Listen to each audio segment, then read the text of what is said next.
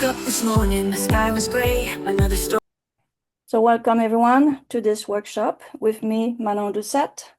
We're going to work on middle grade young adult series.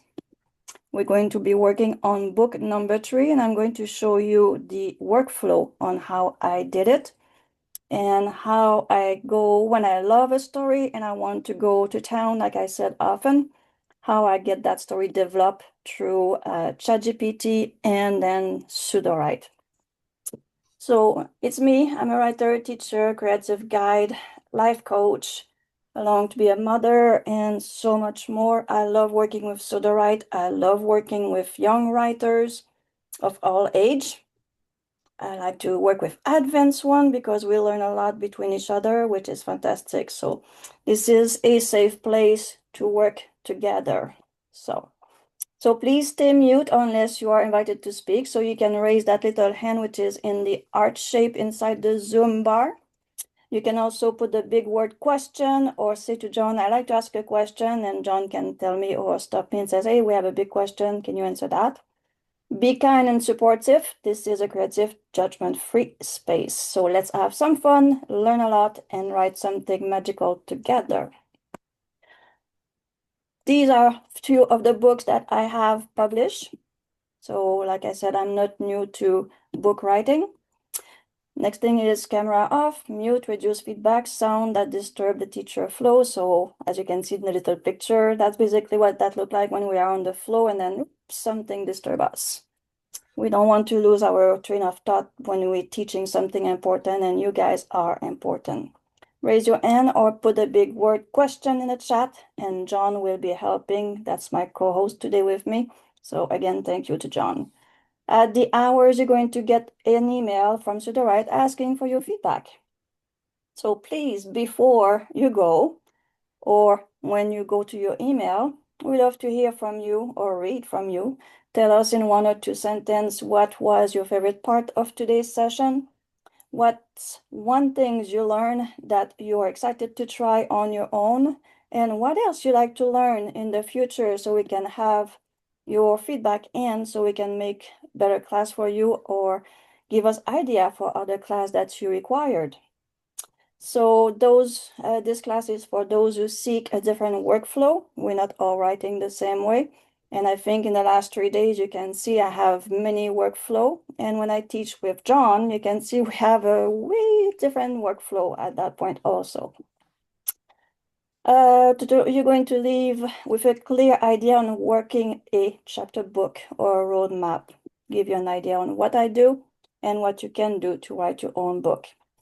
We're sharing the download and handout worksheet that John is having in the chat. He's going to put it up many times.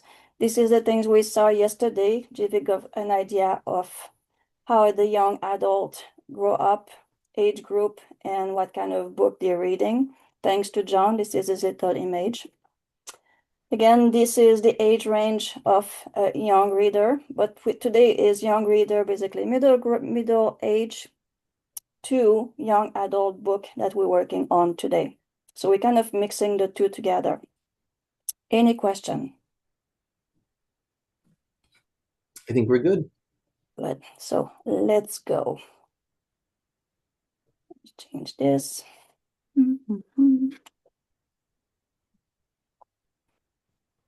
Let's start with my... So right now you should be seeing my little Max Ramirez and Underworld Inheritance, right? Yes, we are. Good. So this is the 2 story that we merged. So basically what I'm going to start here, this is the other one is our 3-day information and out. There's tons of information.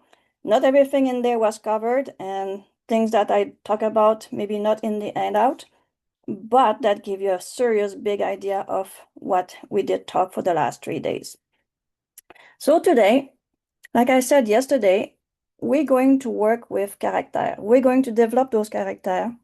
But I says, where do we take a character to say we're doing a character-driven story? We're just taking them out of thin air, or we're going to give an example that makes sense.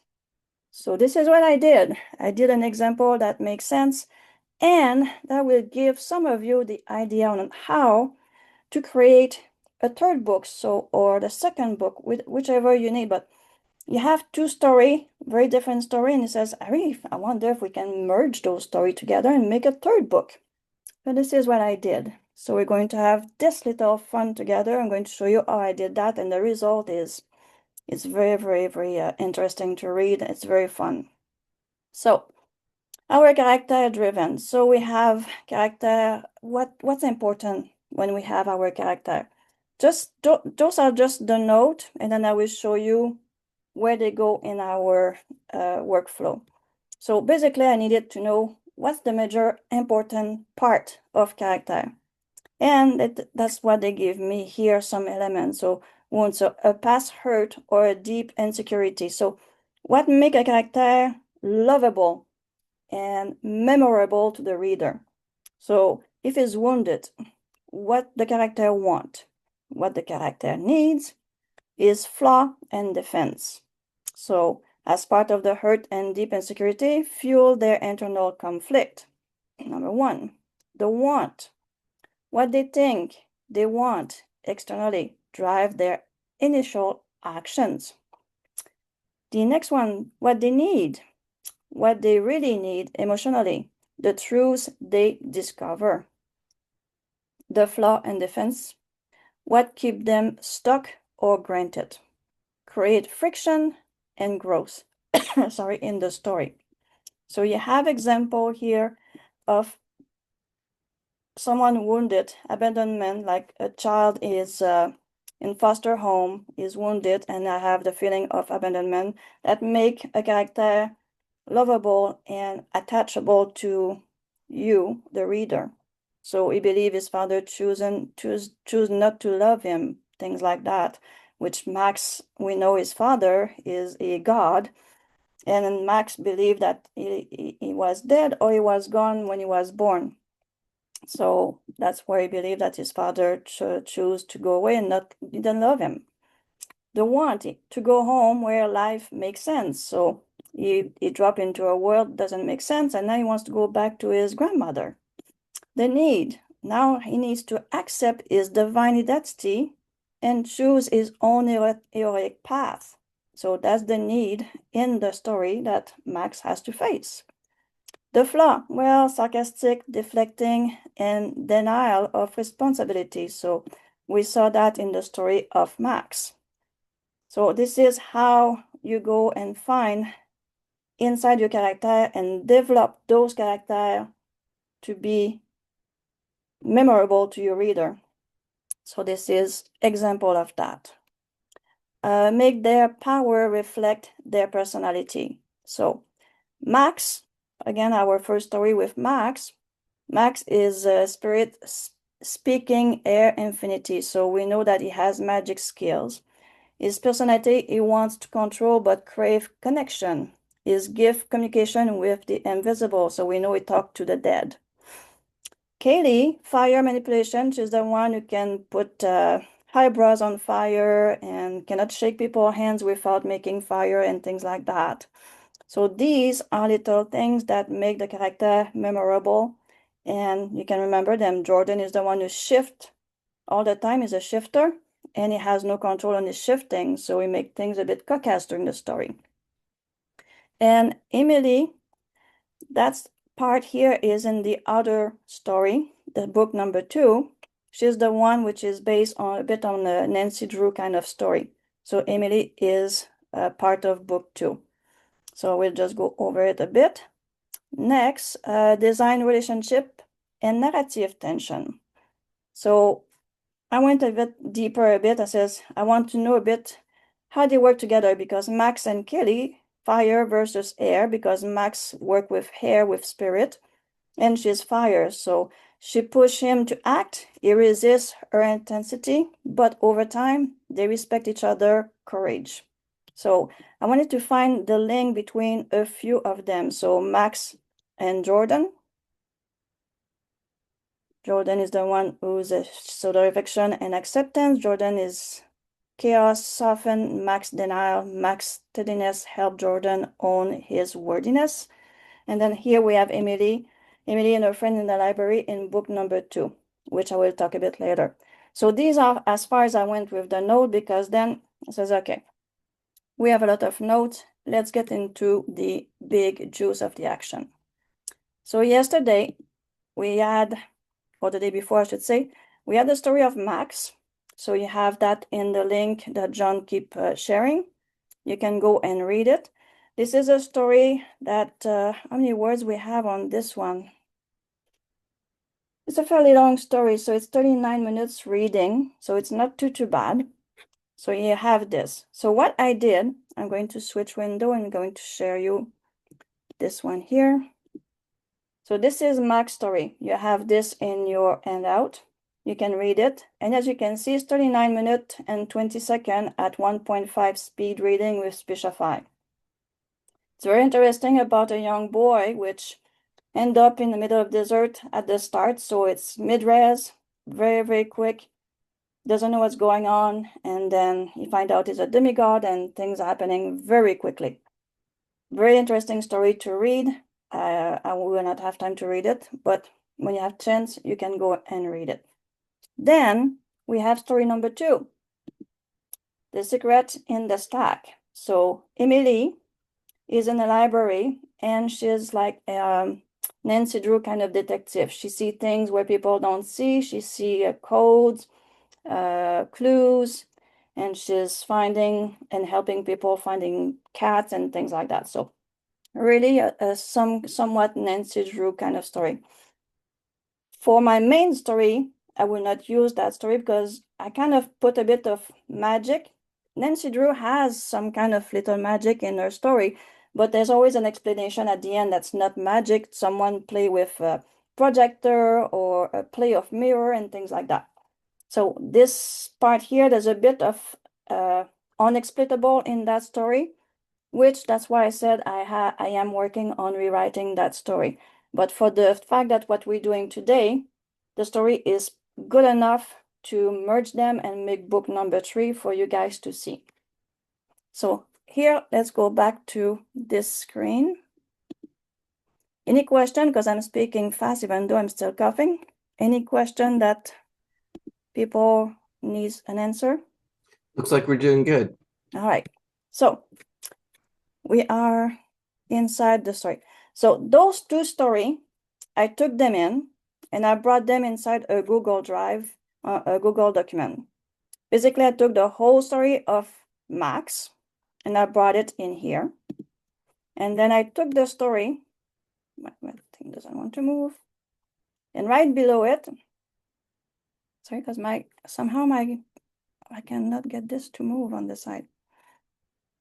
So I'm going to get the next story. Here we have the secret stack right there. So both stories are inside a document. When you do that, you go in and you can download it as a Word document, right?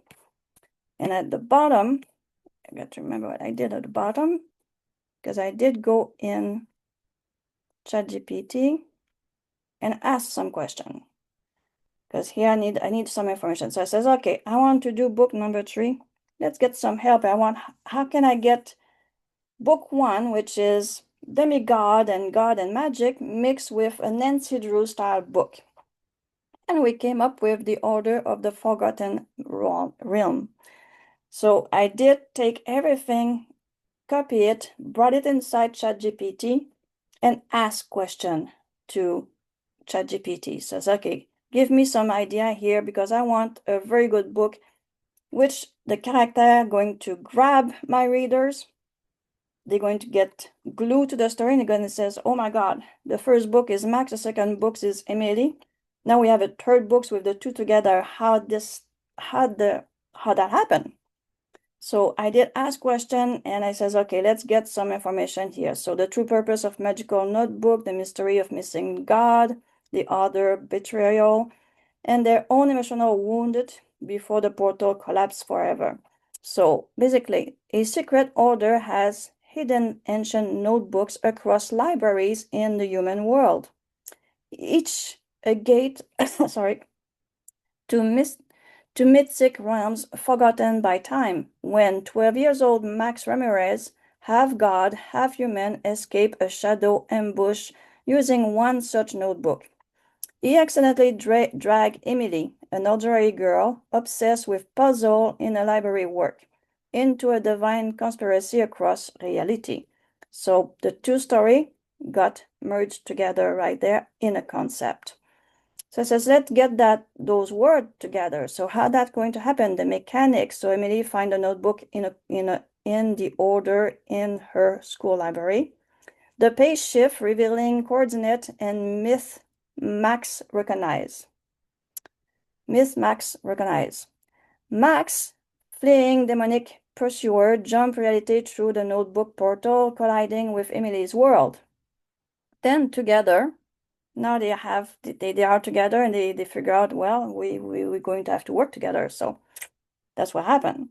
So we have a core cast. So I has, okay, I like that. Let's get the cast together. So we have Max, Emily, Kaylee, Jordan, Echo, which we have from the first book, Jordan from the first book. Kaylee is the fire person. Miss Penbrook work in the library where Emily is. And then the order is the new group which is going to show up in book number 3. So I have a core cast that we're going to blend and expand it. So far we follow.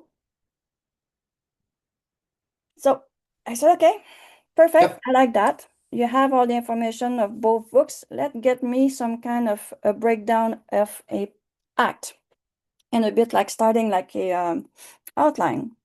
So that's what he did. So Act 1, the portal of Echo. So Emily discovered a notebook in the library. Max crash in a notebook portal and is ending up in the library. Then Act 2, now they're going to start working together. The myth worlds collide. Emily and Max are pulled into the academy realm. Katie and Jordan help Max and Emily adjust, and so on. So we have those acts that we can read and all that, but I want to go because we're going very fast and it's already 18:20. So I want to make sure I get through all that I have to show you. So I did say, okay, I like the act. That's a good start. Let's keep on developing this. So I asked for some themes: power of memory and myth, emotional bravery, choice versus control, friendship across difference. So I says, okay, give me some good highlight because I need to build those characters. I need to build that world building. Those two words are colliding together. So the story are what shape the world literally. That makes sense. The emotional bravery, the most powerful magic, is accepting who you are. We know that Max had a hard time with that, and Emily is going to have to admit that it's not just the reality of the world she's living in, there's magic also outside of that.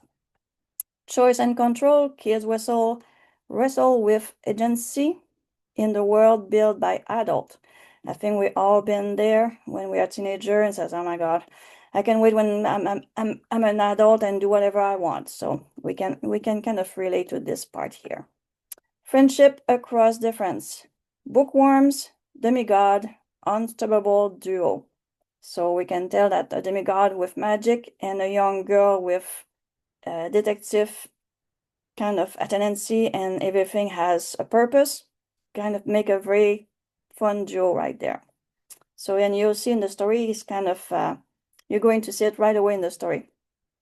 And if you click on the merge characters to story number 3, you'll see in the dialogue and all that, the humor and the recognition of who they are, both of them. Why would it be majestic? Well, it's a fresh Percy Jackson ink heart style blend, crossover appeal, fantasy plus puzzle mystery plus coming of age, deep character arc rooted in emotion, identity, and wonder. Mythology is alive, unstoppable, and reactive to character emotion. Opportunity for a series. Well, definitely we do have that. So where every book is a new library, new pantheon, new test of heart. So, all right, we have all the information I need to bring inside Sudowrite, right?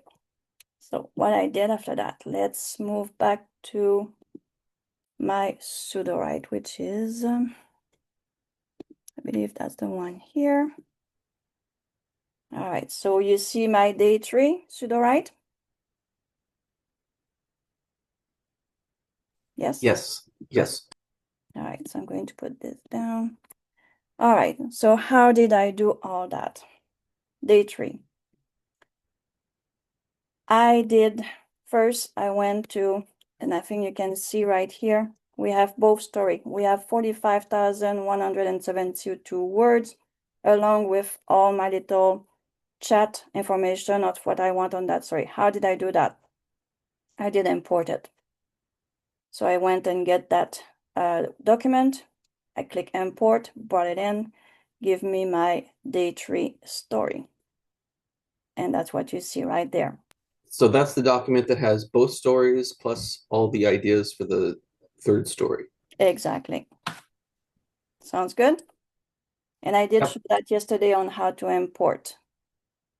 So people can go back in the video from yesterday or other video in my YouTube where I show a lot of these. All right, so I said, okay, I have my two books. Now, definitely, we're going to have a story Bible. So, story Bible, nothing in the brain dump. We know that when we import things, there's nothing there. But I put a few notes to bring myself so I have some idea. So my first thing, before I went and do all kind of things, I did go and bring synopsis, genre, the writing style, and character cards and work those up. I went and got them here. So my genre was basic at some point, just middle grade fantasy mystery. So I went and work inside ChatGPT, and it says, listen, this is those two story, and this is not enough. I don't want magic mix up. No, that was the other story. It says I want to get portal fantasy mystery middle grade. I want emotional realism, interactive puzzle, and magical meta fiction. So I ask a few questions to have the proper genre, not just a small fantasy mystery middle grade. And that's what we end up with. And that's also what you're going to see right there in my genre. So you talked that out with Quick Chat, and Quick Chat was able to see Nope, everything that's in your story Bible and anything that's in your documents that you imported. nope, No. no, I didn't use Quick Chat today. I did go directly in ChatGPT. Okay. So I didn't have, yesterday I showed Quick Chat and the day before. Today I show you the guys that I use a lot of ChatGPT because ChatGPT has more, a bigger understanding when you bring two story. And you have a lot more space instead of having just like that 10 rows of writing, and you have to say continue, continue, continue. I don't have the sorry, the patience for it today. So that's why I used ChatGPT to have the big answer that I was looking for directly instead of spending a lot of time of continue, continue, cut and paste. Make sense? So Yep. I did talk a lot with ChatGPT. Any question on that? No, that's good. That was what we Good. need to hear. All right. The writing style, as you can see here, I did ask, so I need the writing style. So now the magic that we put the story together at the top chart for all the reader. The writing style. It says, now we are getting to the true magic. The writing style that doesn't just build a world, but pull the reader inside it, hold them by the heart, and doesn't let go. For the author of the Forgotten Realm to hit the top of the chart and linger in the reader memory, the voice and tone must be as enchanting as the plot. Here's how they shape the writing style that elevate this story from great to unforgettable. Writing style, whimsical ink, wounded truth. A blend of lyrical wonder, emotional authenticity, and playful mystery. A narration tone, enchanted yet grounded. Like Lemony Snicket, and we talk about this author in the first class, so you can go back in the first class and see a bit about it. the kind of tone that they're using, whimsical but never silly, emotional but honest, tonal contrast. So the lightest is soften, deep theme, follow grief with mischief, mysterious with absurdity. Max might talk to ghosts one moment, then slip on a talking staircase the next. So some example of that. So character voice-driven narration. All right, so how we do that? Switch POV with strong internal voice. Says, all right, okay, let's tell me about that. So Max deepen and emotionally repress. Of course, the compass led to Doom. Doom probably had good snacks. So that gives you an idea of the voice of Max. Emily, she's observational, slightly wry. So she catalog everything, book, fact, secret, fear. But nothing in her library training covered demigods bleeding on the carpet. So we have two very different voice. And that's what I want. I want two very different characters to drive a new story. So the sentence style, very vivid, sensory. And I don't want to be falling asleep reading my own book, so I don't want my reader to do this, to fall asleep either. So not only I stay away from lyrical, but it did give me a very good outcome. So lyrical for world and emotion, ink spill across the page like memory, like something once alive, still reaching. The next one is snappy for action and humor. Portal, screaming, fire, definitely not a normal Tuesday. So that's the kind of too extreme, but not extreme to the point to be boring and falling asleep. So I like the two of those. I says, okay, we're doing pretty good. And I kept on going, sound and symbolize. So there's a lot of symbolism in that story. So it gave me a few information about the magic, the plosive, the danger, the urgency. So the strategy used of repetition and motif. When I saw that, the repetition and motif, I said, normally we don't like repetition in books. So I was a bit like, what that's going to bring me in the book. And I was like very skeptical on this one. So I believe I actually took it off also. You'll see in my style that I choose. So repeat phrase across the chapter to give the reader emotional echo. For example, some stories aren't lost. They are just waiting to be read again or read again. So, okay, that's not bad, but I don't think I want to see something like that across all my chapter for an echo, but depending on the story, so I don't know. So the ink only respond to truth. So basically, like someone say across each chapter, again, not too keen about it, to have kind of things like that to repeat. So that's something I kind of want to stay away from. Have you shared this that you're reading from right now? No, but I will. Yeah, that would be nice. Some people are, Really this is interested by really it? good stuff. Yeah, the sound symbolism and some of the other. It's in the chat. Yeah. Next, the reader interaction with the story. All right, we know that Nancy Drew, there's a lot of interaction. The Max story, a little bit less, but I says, yeah, with Nancy Drew kind of information and Max together, we're going to need some of that. So I said, give me more information about that. So let the narrative feels like it invite the reader into the mystery. For example, include real cipher puzzle solvable. So we know that Nancy Drew, she has a puzzle or a clue. We kind of go with her. We want to know what's going on. What did she found? Why she have to follow this? And often enough, we get surprised at the end. There is game based on Nancy Drew, and I can tell you I have them all, and I like to play with them. So that's me. So okay, as I said, that's good. So I got that, and I even in my conversation with ChatGPT, he showed me or brought me some PDF file that I could put in the book I'm written or I'm going to write with the real page from the book that Emily is finding, that I can slide inside my novella for my reader to say, oh, that's what she sees, and they can actually be involved inside the book. So that was very interesting. So this is an interesting item to use in our genre that we work with today. So that was very interesting. I didn't include it today because it's a bit too much, but that's a very good idea for future reference. Use the second person whisper style sparingly. You heard it too, if you listen. That flutter between pages. That's the God trying not to be forgotten. So little things that the reader says, hey, it's kind of towards me here. I'm kind of pulled inside the book myself. So I like that because it creates a sense that the book is alive and aware that the reader is there. So this is something very interesting to work with. So it's inside my style. Next, emotional anchor on every page. No matter how magical a scene is, the anchor it to an emotion.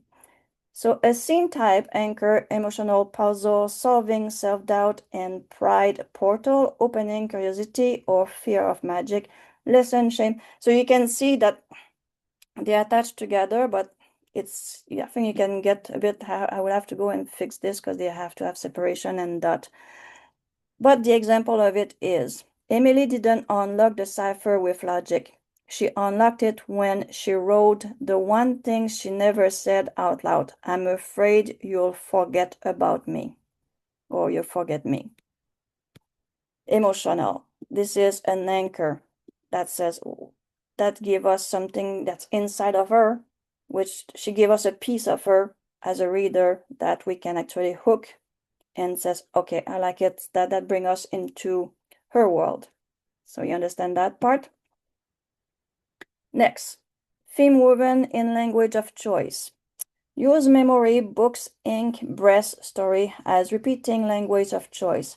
Max spoke, the air stilled, as if the world was turning the page.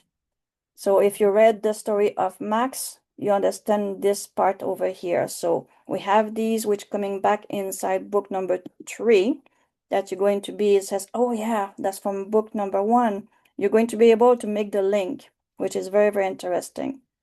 So you woven in the language of the choice of the other you're writing, the two story that you can bring. Even someone take the book number 3 and never didn't read book number 1 or didn't read book number 2, would be able to attach himself or herself to the new book, which is making things very interesting because then you know there's enough information, but not too much in book number 3. Similarly rooted in the reader relevant imagery, her fear stacked like overdue library book. We know Emily is in the library all the time, so it's a very interesting turn of the phrase. Too many, too loud, too close. So that tells us right there how Emily is. That gives us a very clear idea. Without an image, we can feel what the little girl is. So do you understand now the way that the character can bring the story alive? How important it is to get this information to really bring them to the surface, to get that book story written, because it's character written story. Therefore, you have to make them very, very strong. So I guess part of the question next is, what do you do with this document or with everything that's in this document? All right, now we do a character card. That's what we do. So with all the information I got here, I did the character card. All right, and that I will copy for you guys. You can have it. This is everything from one place to the next. I create character card. So here you go. Character card in the chat. So we have the name, the age, the gender, or the pronouns, the species as before. Because we have realm and origin with Max, with demigod and things like that, the role they're playing in there. Point of view, yes, no, you'll see what that do. Personage snapshot, their trait, signature flaw, their fear, their wish, speaking, catching phrase, hobby, habits, and things like that. These are not all inside the character card. You can mix and match depending on the story you're writing. So here, that's what it looked like. Did I have... I will show you in the other one. Let's see. All right, character card. So in the story Bible, I went in Customize, and I create my character card. Hold on, I have to close this. So my new character cards for these 3 stories is basically the role in the story, their nickname, the role in the plot, obviously their physical description, their gender, character voice-driven narration, type, species, the archetype, the wound, what's happened to them to, that wound that make the character lovable, a past hurt or a deep insecurity. Yes, archetype. Date of birth, their age, and that he says why both, because the AI doesn't know how to count. So we all know that, so that's why I put date of birth and the age. And some of them, they don't know the date of birth, and they give us an age. You'll see that too. The evolution in the story, that's one of the last one I got in the last couple of weeks. I put that in my story, and develop my story even more and better, and see from where the person or the character come from to where it goes in the story. So it's very interesting to read what the AI come out with in some of the story.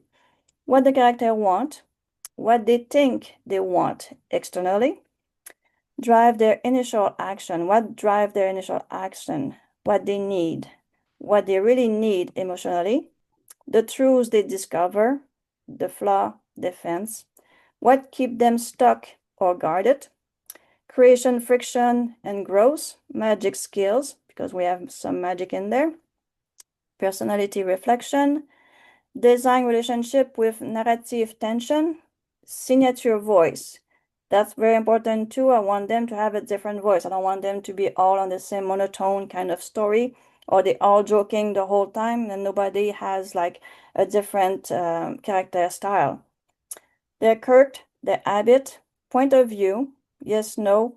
So you don't have to have the yes, no there, but what's their point of view in that story for each character?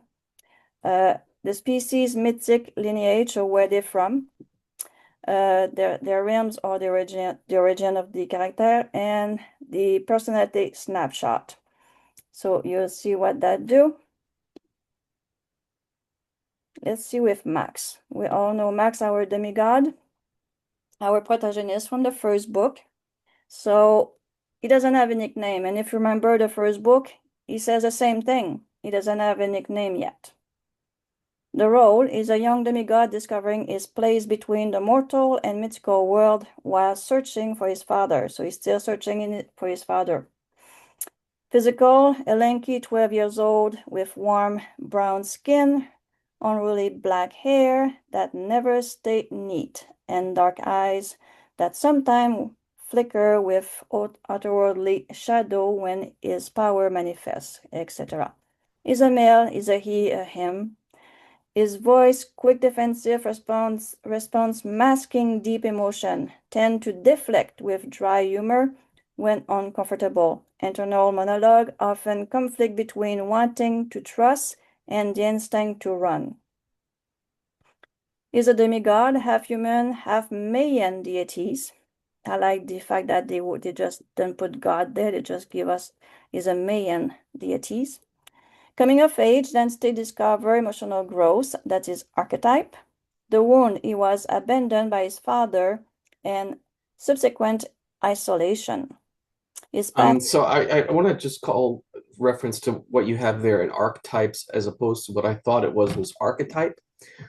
So the answer to archetypes, which is a very interesting answer, is it's like character arc tropes, right? So we're having a coming of age trope for the story for this character. We're going to have an identity discovery trope, and we're going to have emotional growth, growth arc. So you actually do want archetypes here, and this is very nice. Yeah, it is. Which link up with that one that I asked.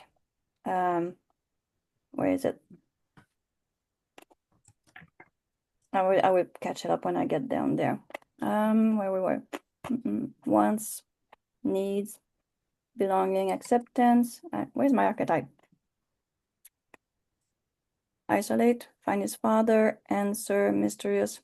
the need of acceptance, emotional, create friction. I got lost here. Okay. So let's keep on going then. What keep him stuck and grounded is fear of rejection and betrayal. Sorry. Create friction and growth. Conflict between wanting connection and fearing it. His magic skill, spirit speaking power, currently unstable and tied to his emotion. His reflection in his personality is protective of others despite trying to maintain distance. Design relationship with narrative tension, complex dynamic with Emily, because he's going to meet her. Initial distrust evolved into a deep friendship. Signature voice, guarded response with underlying warmth, occasional bursts of passionate determination. So it's kind of, it's very strong signature voice right there. What that look like in a dialogue, we're going to see that. Kirk and Abbott frequently check his compass. We saw that in the first story. When he's anxious, when he's not sure, the compass turned warm. He's adjusting his strap in his backpack. So same thing then book number 1 is right there again. His point of view, yes, no. That it's not very useful. So this one I will turn it off. So just I will have to redo this one. I want his point of view, but the yes, no, probably what I have to remove. But I don't want to lose too much time on that because it does. We're missing, which was very important. Evolution in the story was one of the traits. That's the one I was looking for too, and it's not there. It's not? No. Because it's there in my customize. Actually, it's in the first part. Did I delete it? Yeah, it's right there. Evolution in the story. Hold on. Let's go check if you brought it in. It's after age. Oh, physical, gender.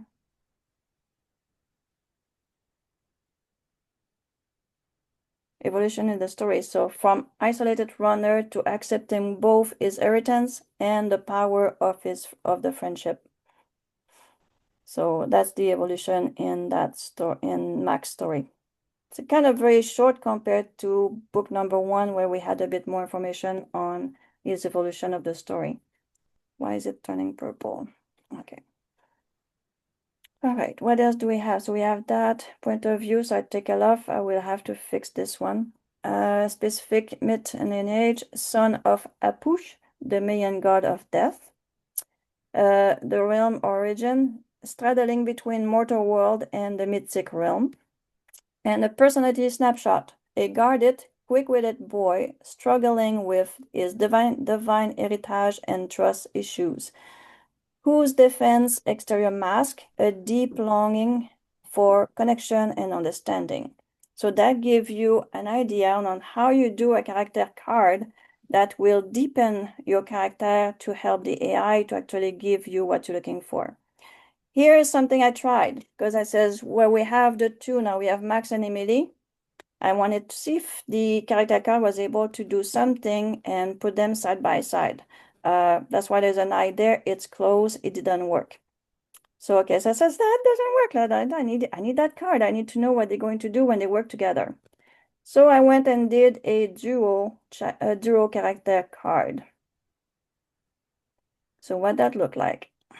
I says, all right, I want to know what Max and Emily together, what that's going to look like. So the duo overview, a 12 years old, sorry, demigod on the run and a bookish puzzle solver who form an unlikely alliance bridge the mythic and the ordinary world. Max, son of Mayan death god Hapush, carry a magical compass and a weight of his heritage.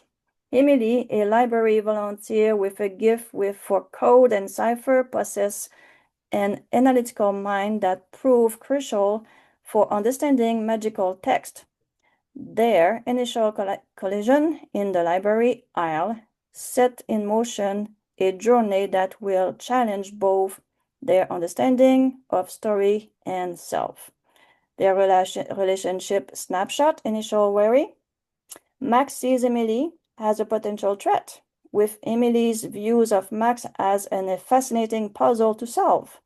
Their relationship evolve into a deep partnership based on mutual trust and complementary abilities. They develop a friendship forged in shared loneliness and the gradual recognition that their different perspectives make them stronger together than apart. Their bond become especially powerful when working with magical texts, where Emily logical decoding and Max emotional resonance create a unique synergy, and so on. You can see it's a very developed card that I asked. Let's see what I did in that card. Duo. So basically I asked, I want a duo overview, relationship snapshot when they are together, a contrast and complements, the duo thematic function, in story prompt, their best scene, and the effect on the story. So let's go see their best scene together. All right, their finest moment come in the library of lost gods, when they must rewrite Hapu's story together. Emily stopped Max from sacrificing himself and declared, "This isn't just your story, it's ours now." The combined approach, Emily's understanding of ciphers and Max's emotional connection to his father tale, allowed them to restore rather than erase, demonstrating the power of their partnership at its peak. So this is a very interesting card for what we're doing in that story. Any question on that? So you created this card as a world building card, Yes. and you just gave it the I mean, you don't have a lot of heavy instruction in it. What kind of you just asked for the two characters for that card when Yep. you told it to build the card? I said I want a card that matched the two main characters. So when I did put that card together, so it's a duo overview because it's two characters and all that information. And when I did, sorry, when I asked for generate that card, I put Max plus Emily in here in my writing instruction. So I could have put, I know that one of the card, when I asked the similar card by generating by itself, it put Max, Emily, and the person who works in the library. Where is she? I think I deleted. But the first time I asked for it, that's what they give me as a card in a duo, Emily and the librarian together. So basically, I had to go and ask. It says I want Max and Emily. I want to see what their duo is going to do during the book. This one is merge the story. So I did create another card in my world building, which is called merge my story. And here it says, okay, I have two stories that we have to merge together. So let's work on that. The world structure overview of the two stories together.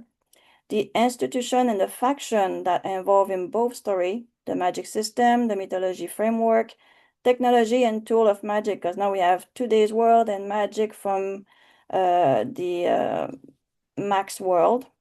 The rule of magic, because now the rules are different. They are merging both worlds. The culture consequences and the themes that's going to be brought in that book, the symbolism and the atmosphere that will also collide, and world building prompt for the writers. That's kind of a small dialogue I had with ChatGPT who brought this one on, and I said, let's put it in there. I want to see what that looked like. So let's see what that looked like. So the story merging. So story, confluence, truth, thread, memory wave. Merge story are unique narrative phenomenon. Wait a sec. Is that the right one? Because one of them was a bit bizarre. So the first part of it, I don't totally understand why it gave me that, but it's basically talking about the structure of the world, the illustration, shifting pattern, bridge, multi. So to me, it's more like what the AI understand of the true world, which what it's saying there is that merged stories is narrative. well, no, it's like a a magical thing that happens in the story. Mhm. It's looking at it there. It's looking at merged stories as a way that you brought the books together, being explained in the narrative.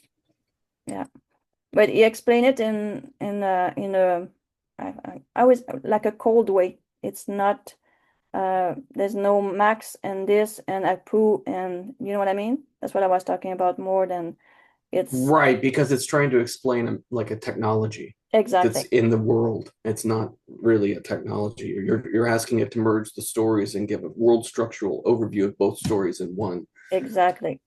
So that's what it gave me. But trust me, the AI did a good job on it. So he did what he had to do.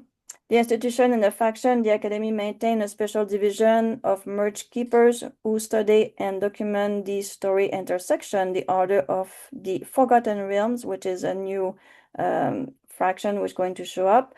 Originally use merge story as guideline and maintain a balance between world before their mission became corrupted. Some students of the academy specialize in detecting and interpreting merge stories. Use them to understand the deeper connection between the realm. The magic system, merge story, operate on emotional resonance and truth align. They can only be read by individuals who possess both logical understanding and emotional attunement to the story involved. What time is it? We're at 54 and we're still on this. But this is an idea on how to get the AI to understand what we're doing by getting those cards, which is attached to the kind of story we have. And this is based on a lot of dialogue with ChatGPT that what needed to be reading those two stories together. So, and it's like we'll be almost an hour together and we're still on that. You haven't seen the story yet. So do I have permission to keep going? Keep going. All right. So merger story, that's done. Dual card is done. Then normal thing like setting. That has for the setting of the academy. The organization, the Forgotten Realm that we saw inside the merge story, they talk about it. They also talk a bit in the dual character, they also talk about it. We have the lore, which is the story echo. Key event, the first sealing. So the Great Compromise Preserve Crisis occurred approximately 300 years ago. So there is back and forth in that story of the third book that John, you can put out again all those link. Yes, I will. All right. The clue echo bookmark. So we have clues that can be read. You can, when you do a story like that, you have to read them all anyway, so you know what's going on. The first ceiling, the resonance and narrative magic, the magic system. So what's the magic system? Story weaving, memory, thread, echo magic. So they gave us some. What I did like is I didn't have to go and ask many times because it gave me magic user fall into several distinct categories. And Enran's welder, demigod, and mythological behind who possess innate magical ability tied to their heritage, resonant readers, rare individual like Emily, who can interact with magical artifact and decode magical script through emotional and logical understanding. Trained practitioner, member of the order and academy student who learn to manipulate narrative energy through specialized technique. Story touch, regular human who develop magical sensitivity after prolonged exposure to powerful story or magical artifact. So I thought it was very interesting. I don't have to go many times for that part. It's all in one card.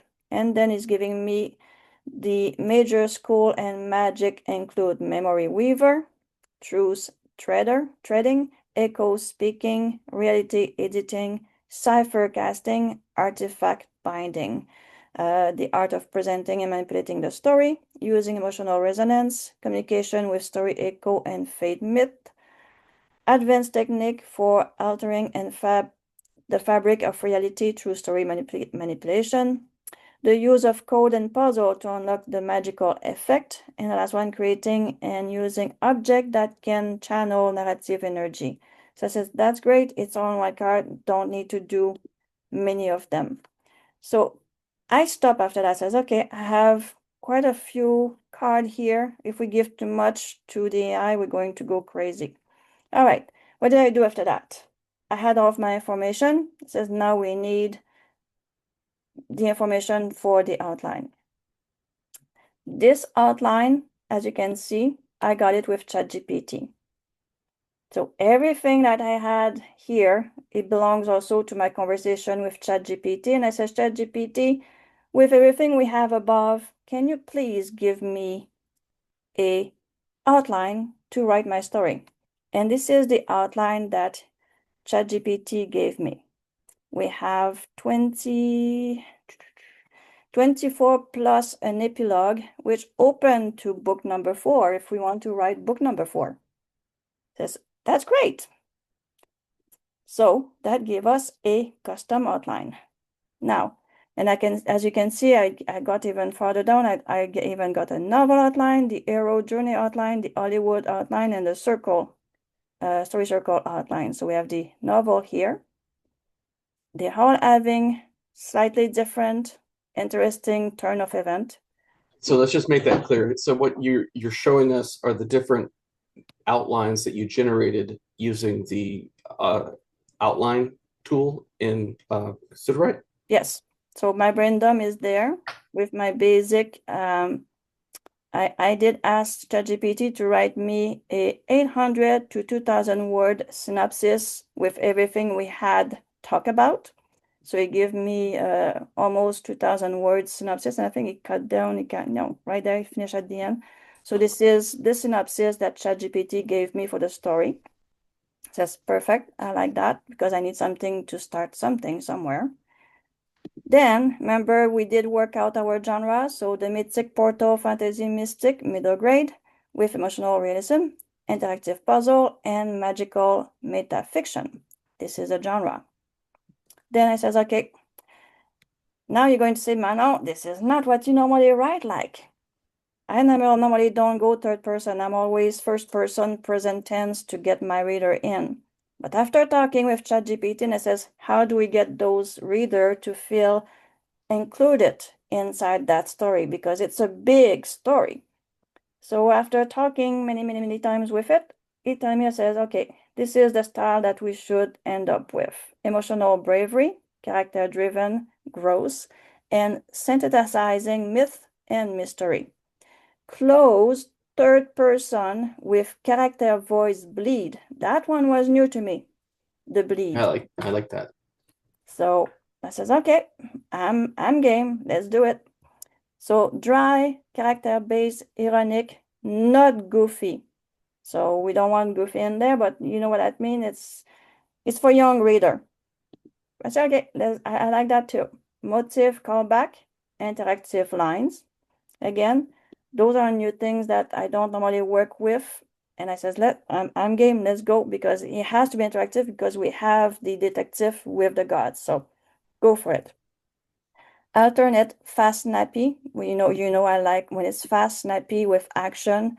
And that's the part where it says, and we're going to have some slow and emotion. That's going to be interesting. I wonder how it's going to do both.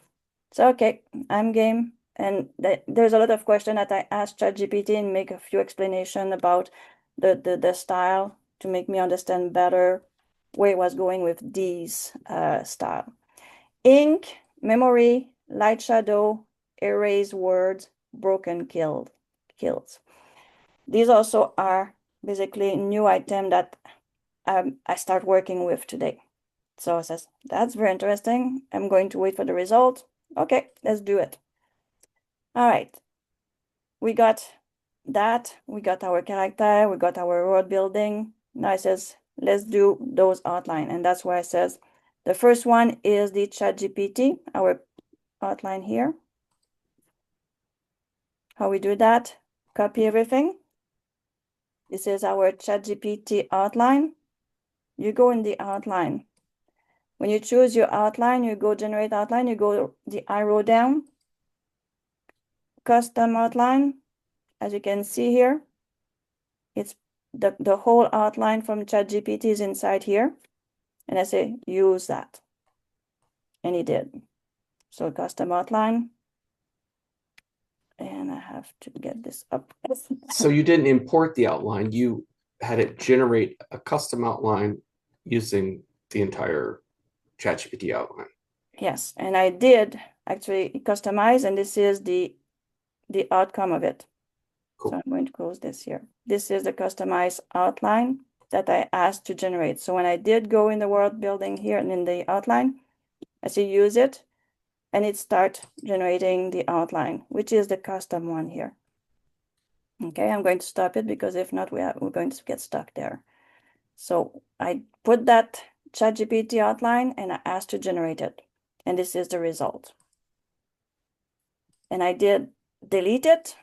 Then I went back and it says, okay, I want the novel outline with everything above the same, but I want the novel outline generated, erase it. And I went and did the hero's journey, same thing. And you can see the outline are pretty big, so 1,952 words. The novel one is 2,083. The custom one is 2,993. Hollywood Beats, 1,722. Story Circle was the smallest one. I was very surprised, 816. So it says, okay, all right. So I got everything I need. This is the workflow when I'm very, very inside a story. I'm doing all these pretty much on all my story that I fall in love with. Now, I'm not going to use this to write my chapter. I go out of this. Then I'm going inside day 3. Basically, I take day 3 here and I duplicate. Once I duplicate, which one is this one? I have to make sure which one. Copy of day 3. Let me check if that's the right one. It's taking a while to come back up. Any question during it's coming up? I think we're good so far. That one is not the right one. This one is the hero's journey. Custom there. Copy day 3 custom. This is a custom one that I did with ChatGPT. All right. And that's the story that you have also. Okay. So we still have our information that I brought over from the first one. So I didn't delete all the information that I did when I put both story together. So I want Sudowrite to actually read both story and be able to work with it. The synopsis. We have the synopsis, which, well, how should I say that here, what I did? Because I copy everything from the whole work that I did, you can see that it's not all here anymore. I deleted all the other outline, but the one I wanted. So the outline structure is there, the custom outline is there, and the story is over here. I brought the synopsis, which I believe it's not here. So that's the one that I brought from the other one. So it's the same one. So the forgotten word, this is the same synopsis. So telling me about how many words that story is going to have and all that. The outline that I kept from earlier, that structure that I got from ChatGPT. The outline that was developed inside Sudowrite is over here. So what I did now, we still have everything here. The genre is the same. Style, synopsis, character are the same. World building, they are the same. Outline is empty. So my outline here, I copy it. Then I went into a new document. So I did go here, new, blank document. And remember what I did on the first day? I copy everything over here. And I did brought in my chapter inside the act. So we have the prologue, chapter 1, which is belong to act 1. Chapter 2, you can see the number 2 here, 3, 4. By copying, I think this I copy, this one is not the custom that I copy. I think I copied this one here into that part over here. So this is the ChatGPT outline that I brought in inside of this one. So she's using the scenes as a chapter. Each Yes. scene is a chapter. Yeah. And the outline itself is, you're not working chapter by chapter, you're creating the entire book in a single document. Exactly. And the book is 60,524 words. And this is 26 chapters plus 26 prologue, chapters. Yeah. Prologue and epilogue. An epilogue and 24 chapters in between. And it's Claude 3.7 Sonnet. Yeah. So I went directly to this one. I didn't play with all the other one because we did that in the previous class. I went directly to the one that I know is giving me good results. And I click generate, and I went and get coffee and lunch and dessert and a few other things. It took a while to write the story, but so far I read the first 3 chapters and I was very, very impressed. But I did find a few flaws inside the story. So you have that story inside the document that we share with you. You can go and read both story and then read this one and tell me what you think. But you're going to find out right away as you're going to read it. The first thing we see in the story, Max, in the first book, find himself inside the prologue is Emily inside the library. She's doing things inside the library. But on the first chapter, Max, where's my first chapter? Chapter 1, Emily. No, that's Emily again. He's on the second chapter. There we go. Max Ramirez wakes to the taste of sand and certainty that something is wrong. In book number 1, he wakes up in the desert like that, in the sand, and wonder what's going on. When I was reading that, I said, something is missing. You should say, oh, no, not again. So that's one thing that I would go and edit in that part and said, Max is waking up again in the desert. Oh, no, not again. So basically from book 1 to book 2, when Max comes to the story, he wakes up in the desert. So as a fun part, I want to make sure that he says, oh, no, not again. And then it goes on.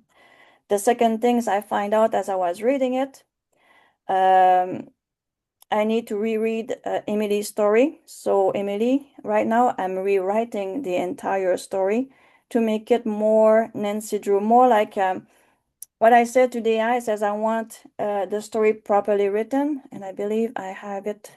It's not open here. I will show you what that looked like after, but I says I have to rewrite that story because I don't want to mix magic, real magic in Emily's story because she's strictly detective like Nancy Drew. Everything has explanation in Nancy Drew, like mirror and things like that. So I want to make sure that it's not mixing up magic from Emily's to the real magic of Max.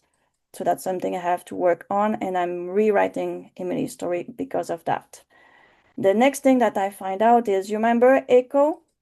In our first story, Echo is not a he or a she. We don't know what the sex of Echo.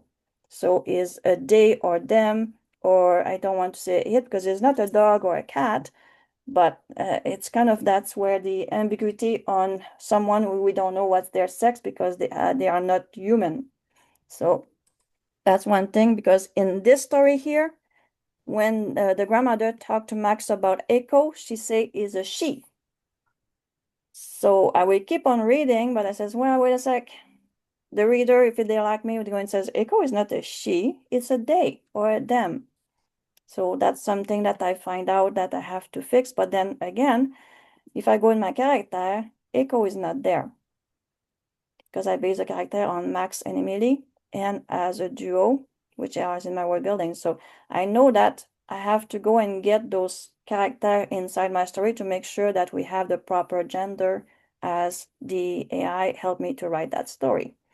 So that's something that go for and read your story, because you're going to see these little details that your reader is going to find. The reader which really love your story they're going to see those little missing part or mistake, and they're going to let you know about it. And we had someone who talked to us about that yesterday at the end of the class, huh, John? That one of his reader was very meticulous and gave him a long list of things that he had to fix in his story. That was his ARC reader, yes. Yeah. So this is how I got those two stories to go together and really driven by the character. And for you to know that is driven by the character, you're going to have to go and read book number 3 that you have in the notes. And here, I'm going to show you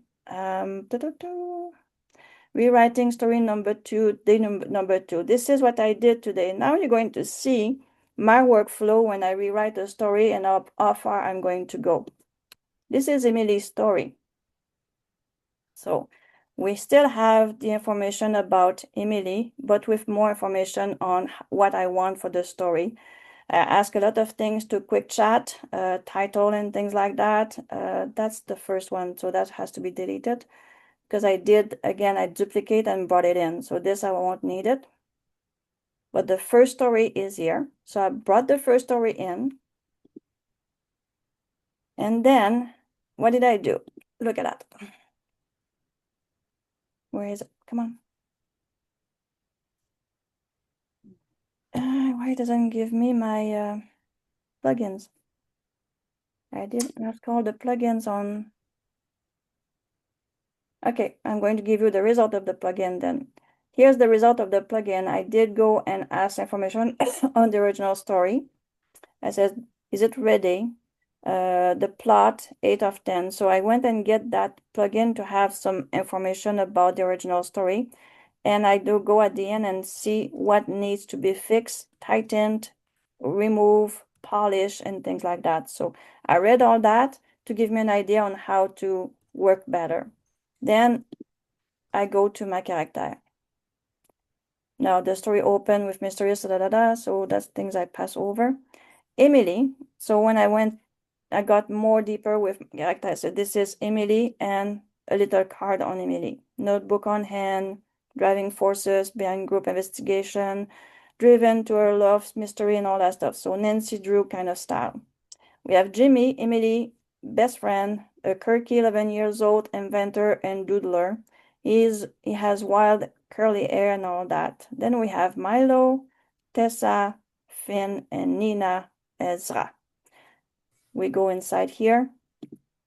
I have my brain dump, which I brought in my character. So everything I just read to you is in my brain dump. Then I did a revised synopsis. So I went and used my own plugin, which is my story in reverse. So I took the whole story of Emily.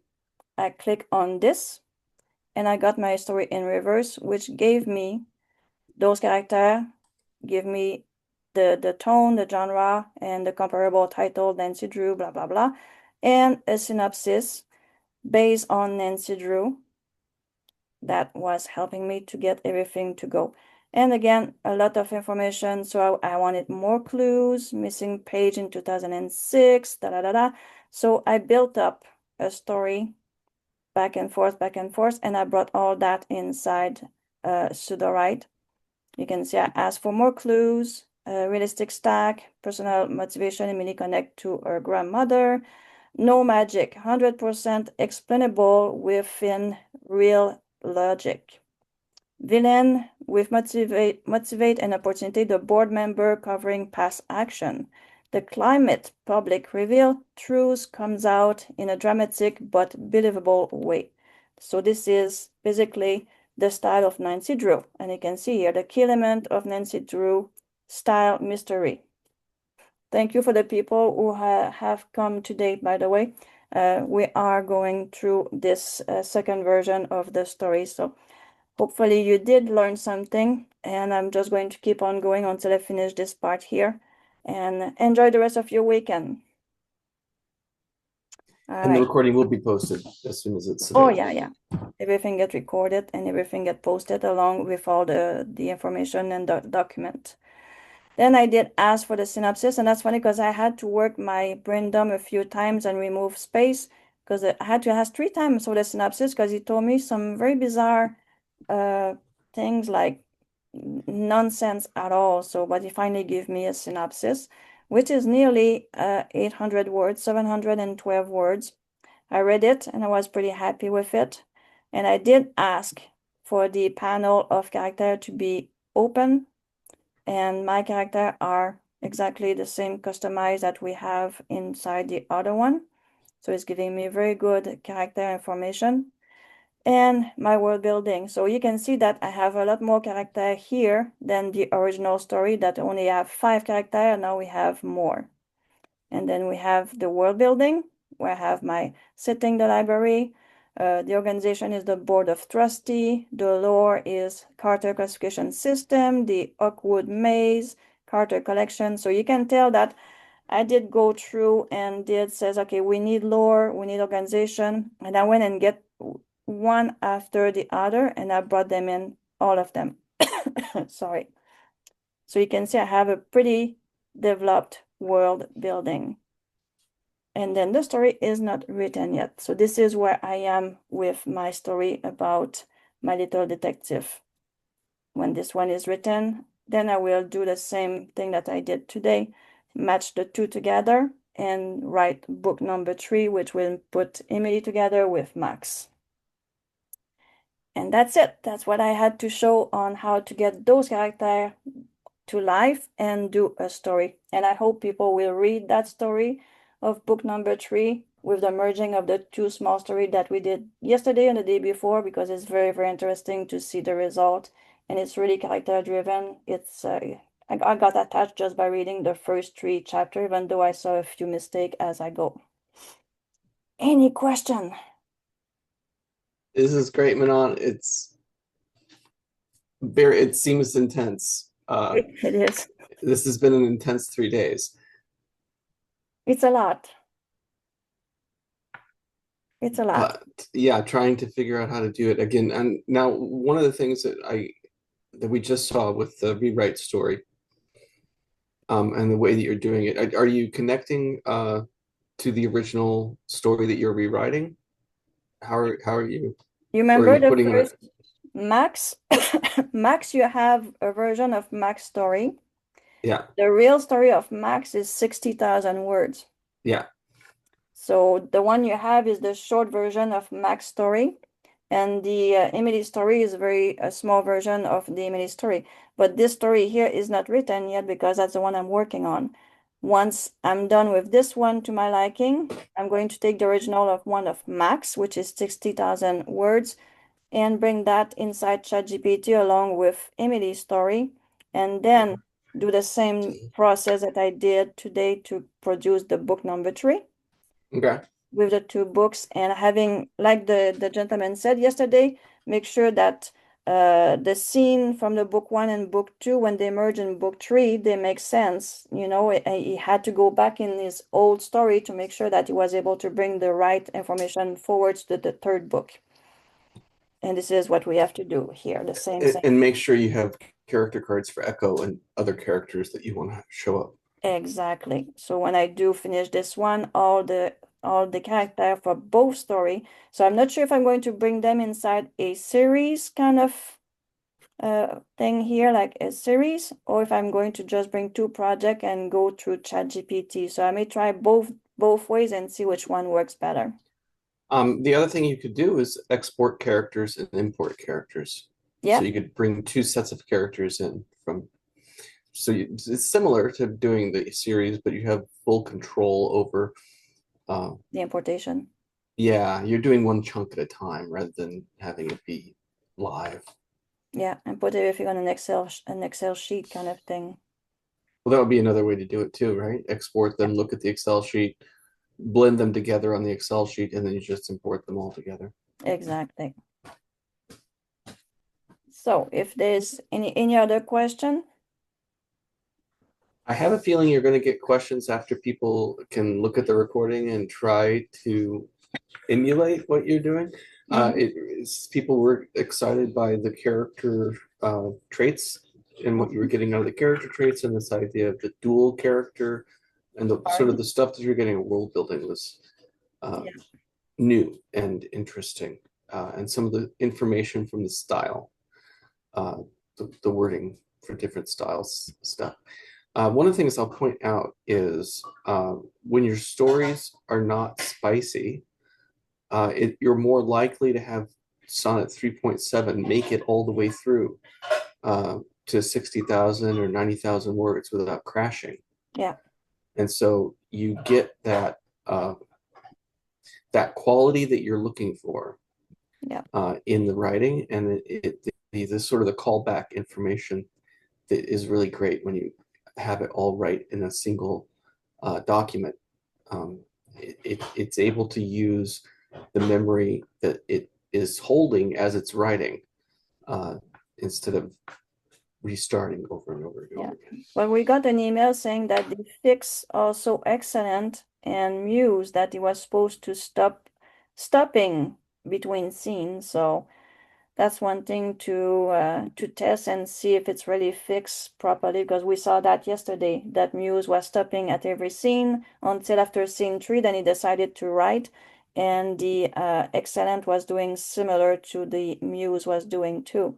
But Claude Sonnet 3.7 definitely goes to town. You start writing and it normally it doesn't stop. You can have the whole story inside 1 hour. I think the story was written about 60,000 word, 500. And then it didn't crash on you at all. No. No, and Yay. so far I didn't see like repeat as yet. I haven't had the time to go and check everything. I mean, I've been working on those 3 story and the rewrite of Emily and getting this class notes ready for today. So that was I learned and teach and wrote and everything at the same time. Nice.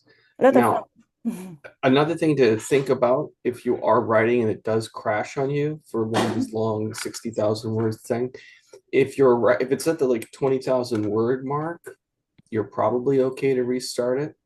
If you're past 20,000 words, you might think about putting the first 20,000 words in a continuity chapter, in a prior chapter, and hook it up with continuity so that it gets all the words in to start writing, kick off the writing again. Yeah, basically make a yeah. chapter on the side and link it and keep on going. Yeah, which you might need to do. Like if you're at 40,000 words, you might want to cut that in half. So there's 20,000 in the first document, 20,000 in the second document, and you're continuing the second document. Then it gets all the read back from. Yeah. It's annoying, but in case it crashes on you, if you're writing stuff that's spicy, it's possible that would happen. Yeah.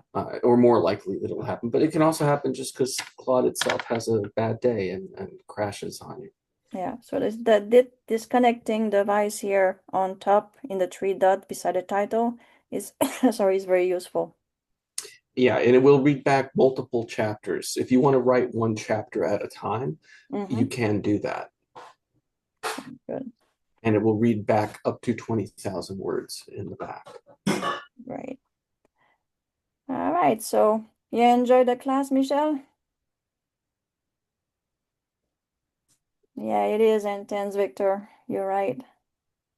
Let me know how that goes when you try it. So hopefully you come out with 2 different stories, put them together and get the bestseller out there. That would be fantastic. That's what I'm looking forward to see here on one of those, on all 3 books actually, because Mac's story is very, very cool to read the novel part of it. I fell in love with it, and I'm going to do the same thing with the Emily story. And when I do book number 3, is going to be like a really good match of the 2 different worlds together.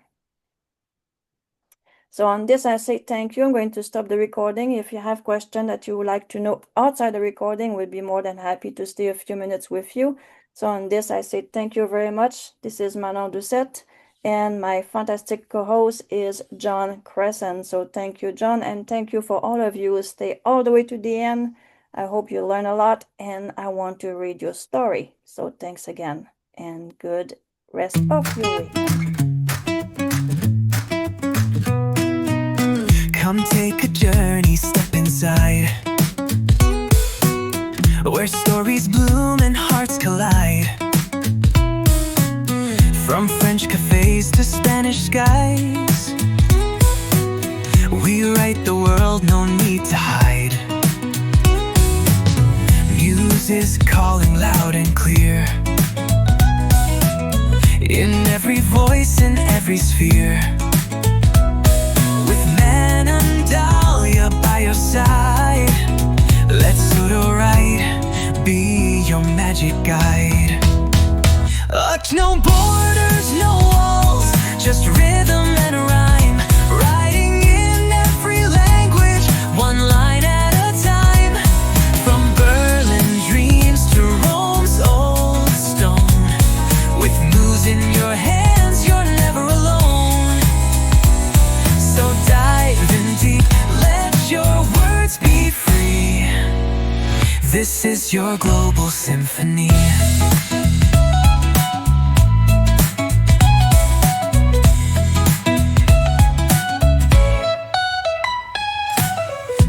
Custom prompts and secret hacks, we fine-tune muse and never look back. In German journals or tales in French, we spark the fire, no need to quench. Write with flair, with truth, with soul. In every tongue you'll feel whole. Sudowrite's the key, just take the chance and let your voice begin to dance. Oh, dark, no borders, no walls, just rhythm and rhyme, writing in every language, one line at a time. From Tokyo lights to Chile's breeze, we're crafting dreams with creative ease. So dive in deep, let your words be free. This is your global symphony.